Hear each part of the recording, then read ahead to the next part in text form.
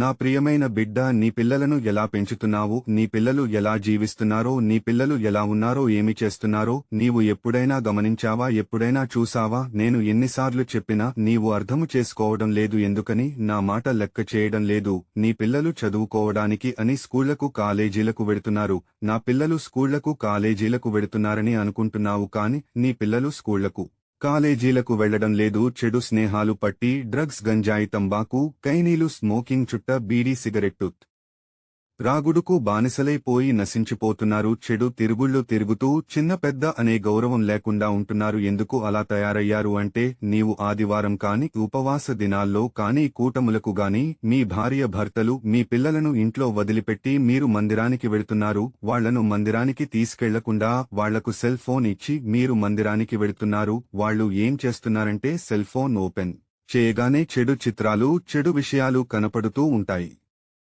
వాటిని చూస్తూ ఉంటారు. అలాగే టీవీ చూస్తూ ఉంటారు, సీరియల్ చూస్తూ ఉంటారు, అలాగే సెల్ ఫోన్లో యూట్యూబ్లో చూస్తూ ఉంటారు. చూసి వాటిలో జరిగే వింతలన్నీ చూసి వాళ్లు కూడా అలాగే చేస్తున్నారు, చెడిపోతున్నారు.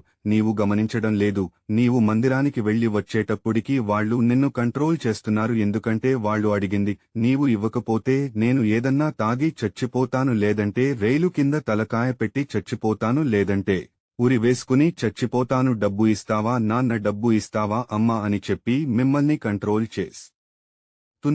ఎవరిది తప్పు? మీ తల్లిదండ్రులది తప్పు. ఎందుకంటే మొక్కే వంగనిది మానే వంగునా అని సామెత చెప్పినట్లు చిన్నప్పటినుంచి చెడిపోతున్నప్పుడు వాళ్లను లైన్లో పెట్టకపోతే పెద్ద ఎదిగిన తర్వాత నీ గౌరవాన్ని మంట కలుపుతారు. బైబిల్ గ్రంథమును చదువు. అపోస్తుడైన పౌలు ఎఫెసీయులకు రాసిన పత్రిక 6వ అధ్యాయము 1-4వ వచనము వరకు, పిల్లలారా, ప్రభువునందు మీ తల్లిదండ్రులకు విధేయులై యుండుడి, ఇది ధర్మమే. నీకు మేలు కలుగునట్లు నీ తండ్రిని తల్లిని సన్మానింపుము, అప్పుడు నీవు భూమి మీద దీర్ఘాయుష్మంతుడగుదువు. ఇది దానముతో కూడిన ఆజ్ఞలలో మొదటిది. తండ్రులారా, మీ పిల్లలకు కోపము రేపక ప్రభువు యొక్క శిక్షణలోనూ బోధలోనూ వారిని పెంచుడి. మీరు చిన్నప్పటి నుండి మీ పిల్లలను మందిరమునకు తీసుకుని వెళ్లకుండా ఇంటిలో వదిలిపెట్టేయడం వలన వారు మిమ్ములను గౌరవించరు, సన్మానించరు, మర్యాదగా మాట్లాడరు. వాళ్లకి కోపం వస్తాది. ప్రభువు శిక్షల్లో పెంచరు, బోధలో పెంచరు. కాబట్టి మీ పిల్లలు ఈ విధముగా చెడిపోతున్నారు.